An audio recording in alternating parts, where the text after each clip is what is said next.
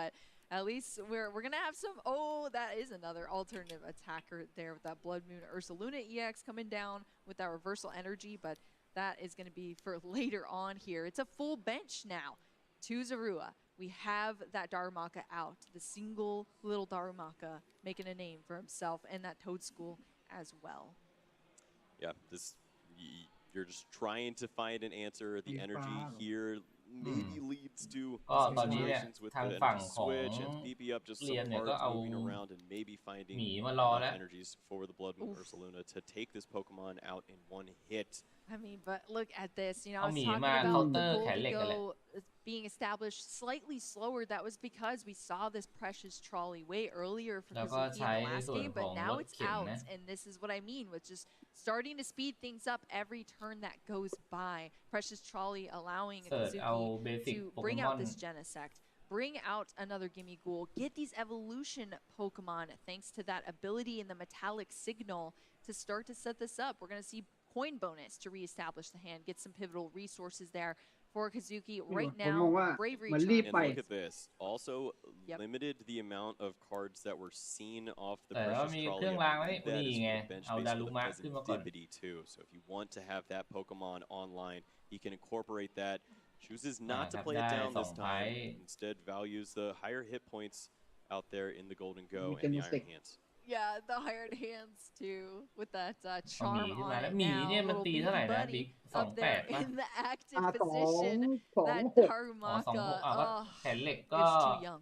He went too soon, but I mean, we saw that happen there. That is an attacker option for Liam, and now it is gone there, at least for now, in the discard pile. We're going to see the energy switch, though. On this Blood Moon Ursaluna, this is a Pokemon that you see later game. It's seasoned skill as, you know, your opponent goes through those prize cards. It's a late game attacker. It's such a high energy cost in that Blood Moon for 240 damage. But if you're having to desperately search for an attacker, that's why we're seeing this charge up now of this reversal energy and this dark energy here to start to get into the game. It's still your best answer. You have to attack in his Pokemon. Do what you can. The reversal energy is not really doing what you need it to do, but you're going to get the damage onto this Pokemon. You can't work through the Bravery Charm, it looks like. So once this damage is stuck, if you have the Toad School online, then there's a situation where the Golden Goat doesn't have the immediate answer. We know if Penny is found and this attack happens, this could be game over. I know. Oh, it'd be so tragic. The Iono is what we're leaving it up to here now, though. Liam's going to throw away this Buddy Poffin, draw into 2 additional cards. The boss's orders and a counter catcher, I think, is what we saw off that. Where's the green guy? Where's our buddy? Or a way to get the buddy. Still haven't seen that just yet. I believe there's still one more trade left. One more trade. Could we see it here for Liam? Has to pick a card to discard. 2 cards coming out of this deck. Another Zoroark and a Dark Energy as well. That's going to come down onto the field here, onto that Blood Moon Ursaluna. Big. Finds the energy there, slaps that down. It could look like that was the card he was looking for, but he did have the other energy in hand. But you always do that for your opponent to make them think, oh, you just found the energy. Maybe they don't have an energy for the next turn. Just little small things you can incorporate into your... เกิดเป็นเทิร์นน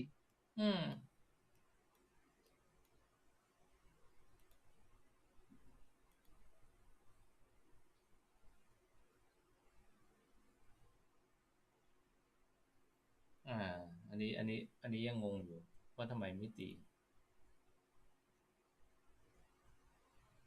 ไม่หรือว่าเขาตีไปแล้วนี่ตีไปแล้วแล้วก็น็อกแล้วก็หมีขึ้นมาป่ะไม่จังหวะที่หมีตีเสร็จแล้วไงหมีตีเสร็จแล้วเขาบอกผ่านแล้วหมีตีไม่ได้ไงเมื่อกี้ไม่ได้ตีไงไอ้เทิร์นนั้นเนี่ยไม่ได้ตี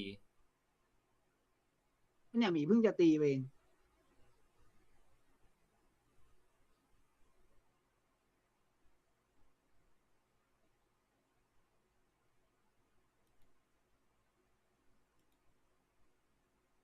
มีเพิ่งจะตีไปนะเพราะว่ามีเพิ่งจะเห็น1 ไพ่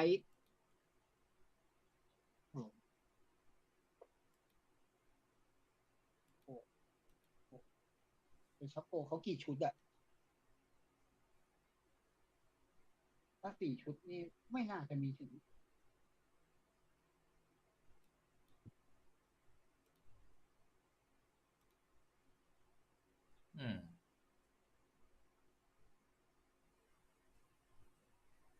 คือแบบนี้มันเข้าสูตรเลยนะ2-2-2คือใช่มันคือสูตร2-2-2คือเอาตัวไหนมาก็เรียบร้อยโดนซับโกเก็บแน่นอน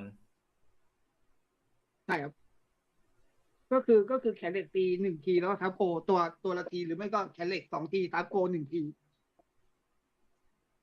มือมี6ใบต้องใช้นันจาโมแหละ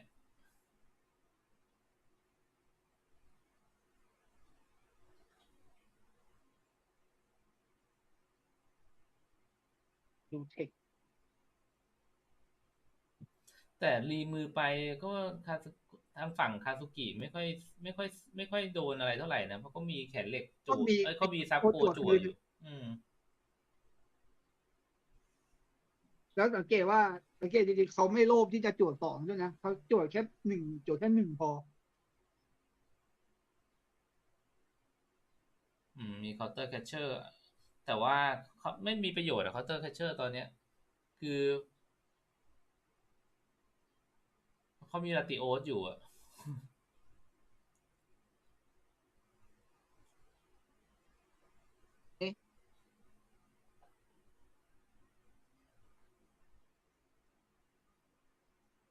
ก็คือตอนนี้เลชิลัมมันไม่อยู่ก็ไม่รู้จะใช้อะไรตีเหมือนกันเอาครับเอาขึ้นมาเปหามแล้วก็เอาดารุมะขึ้นมาอันนี้พี่เห็นเหมือนผมเห็นไม่รู้ว่า For a simple 50 That is exactly what you wanted. Who needs the Darmanitan anyway, you know? So many item cards in that hand, and thankfully found the exact ones he needed to get there. Okay. Oh boy. I love it. I mean, I am so happy to see that here for Liam. Because we want to see the fight back, and that is what's going on our screens as we speak here, Kyle. Liam is making it happen. He's fighting that Darumaka there, copying that attack. Knight Joker able to apply that pressure here, wipe out this Iron Hands EX. มันก็สู้มันไม่มีทางทันอยู่แล้วเพราะว่า1คือ I set it up and I made it happen. That's 2 prize cards. All your energy wiped out here. Toad Scroll is on the field, locking down that discard pile, and Liam Halliburton has found a way to that. มาดูท้ายมันเก่งมากมันเหมือนได้มันเหมือนได้อีกเทิร์นอ่ะ Yeah, for Liam now, 3 prize cards remaining. He's got multiple counter catchers that he could incorporate, at least one in the following turn, and if prize cards were to fall, maybe work that final one into the mix. There is no threat right now. This hand is useless. 1 metal energy. ทางฝั่งของคาซุกิเนี่ยก็เจอไพ่เรียกว่าเก็บของจากในกองไม่ได้เนี่ยก็หนักอยู่นะเก็บของจากหลุมไม่ได้ ของจากหลุมไม่ได้เนี่ยหนักอยู่ I know, yeah, usually drawing cards is so fantastic, but when it's the awkward cards that you don't want to see, that's pretty bad for you. But Nestball is going to be able to get Pheasantipity. That's going to be some extra support here for Kazuki to work with in that flip the script to draw into some cards, but now is he just kind of on the back foot? We've been working around this 2 prize cards left to take for Kazuki for a hot minute now, as Liam has been fighting back and, you know, going down to 3. Flip the script was used here. Did you see anything from it as this Gondo is promoted, Kyle? There's 1 energy to work with. This is merely for coin bonus for 2 cards, and he's seen superior energy retrievals. These could have been energies. Yes, not enough energies to get the job done, but maybe you would build up an answer to have boss's orders and 2 or 3 energies take the knockout on that Toad Scroll. ผู้บรรยายเขาก็บอกว่าเนี่ยถ้าจะตีก็ต้องเอาดึงขึ้นมาแล้วก็ใช้ประมาณ3 energy นะ that Pokemon at this point. He's going to take a look at his maximum energy counts. He has 3 energies to work with, 1 more. There's 4 energy total. That does not culminate into an EX knockout.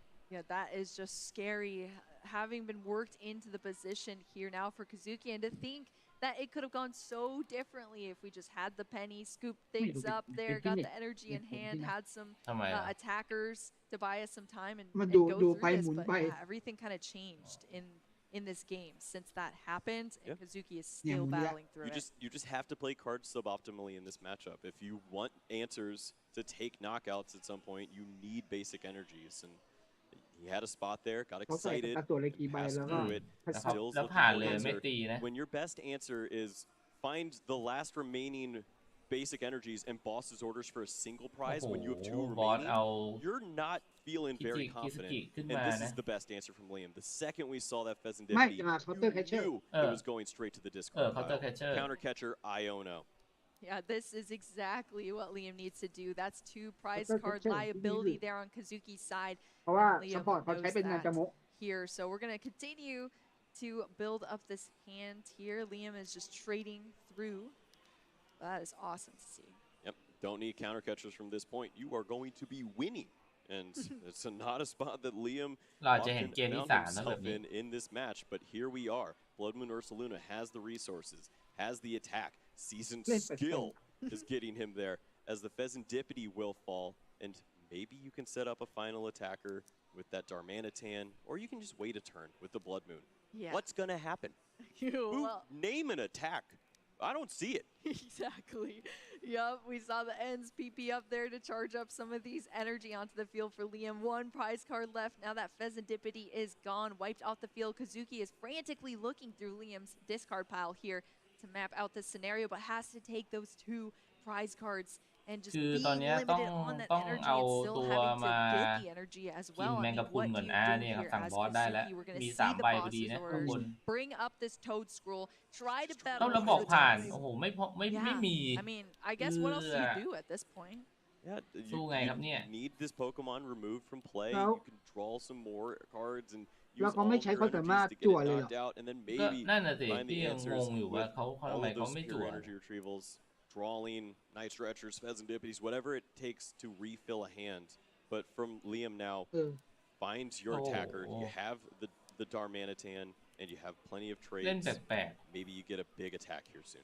Yeah, Darmanitan coming out here for Liam after we saw that Super Rod as well. Oh, that's it, Kyle. We're donezo. We're scooping it up, and there's only 8 minutes left on the clock here. That is a game win for Liam Halliburton. He fought back into a win here to bring us to a game 3 after that first game where it was so difficult for Liam, but he played it well. He just capitalized on all of those small opportunities and windows. He threw the disruption of the Ionos in Kazuki's way, and this time it stuck. It slowed Kazuki down. He had those opportunities to recycle some resources here and there, decided not to, and I think those moments were so crucial there for Kazuki, and it did unfortunately come to terms here in our later games. So this is our game 2 between these players. A very similar setup that we saw. Yeah, this is where you want to be as Kazuki. You have this massive attacker. You have the Bravery Charm that you tech specifically for this Blood Moon Ursaluna card. It's such a great answer. Gives you that additional attack that you can work into the mix, but got a little greedy. You take the 2 prize cards without the superior energy retrieval. You don't have the energies remaining to get the job done. The Golden Go tries to find an answer, find the energies, but finding 3 energies in a 20-card deck in combination with the boss post-Iono is a no-no. Is a no-no. Iono and a no-no. For sure, but hey, it leads to an exciting round 3 here between these players. We saw a smile there on Liam's face setting up. I would assume that means some good things for this hand after the first few games where energy attached pass. So we see the secret box coming out. Turn 1 here for the Halliburton. Look at this. What's going on?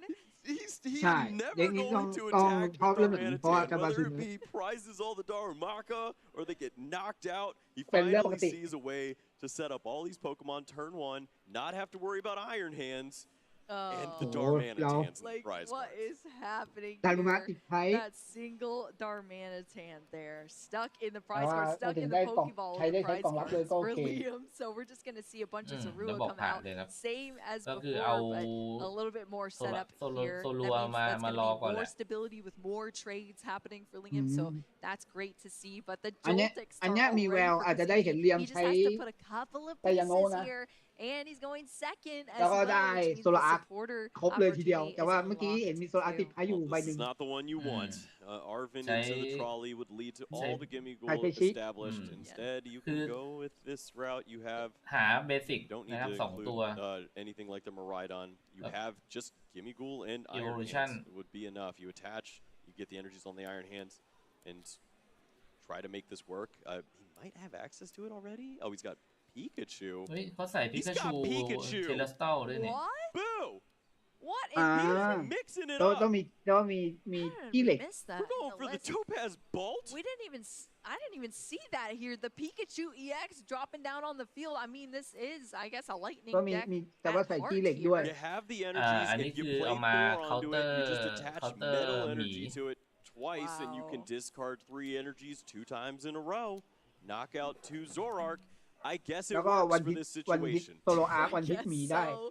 That แล้วก็ Pikachu หมี EX, ตี we ไม่ haven't ตาย been ด้วยนะ seeing it too often here, but when it came on the scene, it was pretty ใช่ cool with its นี่ resolute ไง heart ไซยาโนะ ability, keeping it ไซยาโนะ alive. แล้วก็ If you hit โซ into โล it อาร์ค3 ใบ cleanly เลย and it พว doesn't ดเดียว knock out, it survives by 10 HP. So it's pretty cool here. But Liam Halliburton throwing out his own supporter on this side too, getting all of those EX Pokemon out. This time it's นี่ going to ต้อง be บอก those คน 3 ดู and ด้วยนะว่า Zorark. นี่เพิ่งจะ4 รอบ I นะ don't know. Like วันนี้ maybe แข่ง this is a 9 นะครับ great นั่นห plan มาย if ความ you ว่า have อี 20 ก minutes. 5 ชั่วโมง You เป็นอย่าง have 4 ต่ำ minutes to win this game. How do you get it perfectly? Unless you have to find exactly all the metal energy back to back to back. Right. And you don't have the resources to really find anything else. That's scary. But Liam's gonna แล้วบ้าน play into it because he wants to win ใส่ too. บ้านมัน He's จะ gonna ด้ว play ย down the evolutions. If แล้ว I บ้าน think จะ the better เขาจะ answer ใส่ for กี่ him ใบ would อะ just เนี่ย be to pass the turn with some Zaruas, and we'll see. We're living on the edge, I guess, here.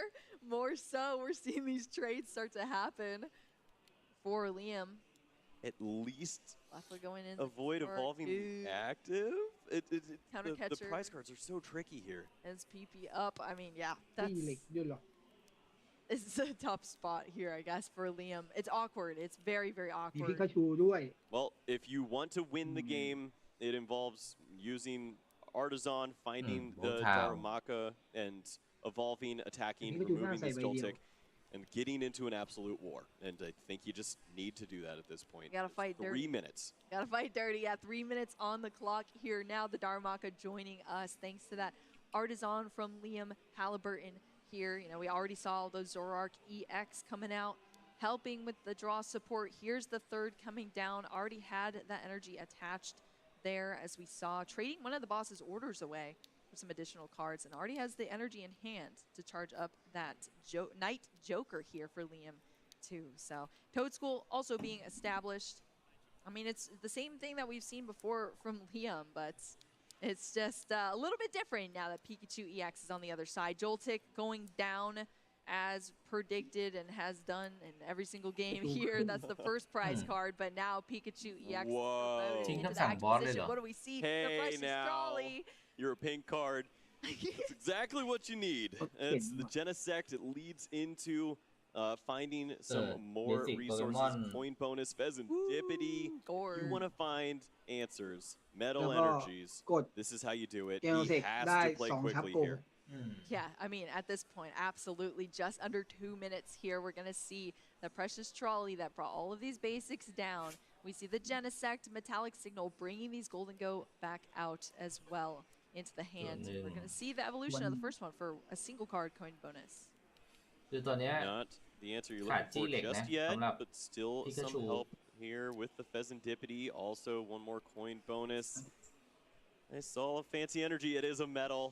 This is going to be fun. goodness. Kazuki, if he can play this quick Apple enough, Dua. maybe there's a world where youได้ take จี้เหล็ก 3 มาแล้ว Zorarkจี้เหล็กละ knockouts back to back to back. It is คือเขาเปลี่ยนเลยนะ a ไม่ใช่ lot แข่ to งเหล็กนะ ask. รอบนี้ It is. It absolutely is. We see the extra energy there on that Pikachu EX, having to maintain, like you said, that metal energy on there to carry out the Topaz Bolt. It's 300 damage, but it has the awkward energy that you need to attach to it, and you have to discard the 3 energy from the Pokemon in order to use it. So it's a ton of damage, but there is drawbacks, but it can แล้วคื fit อเขา perfectly ตี into this 300 เนี่ย Golden Go จะเลือกใคร Joltik อ่ะ Box จะเลือก deck ใคร here, but is Kazuki going to be able to pull it off?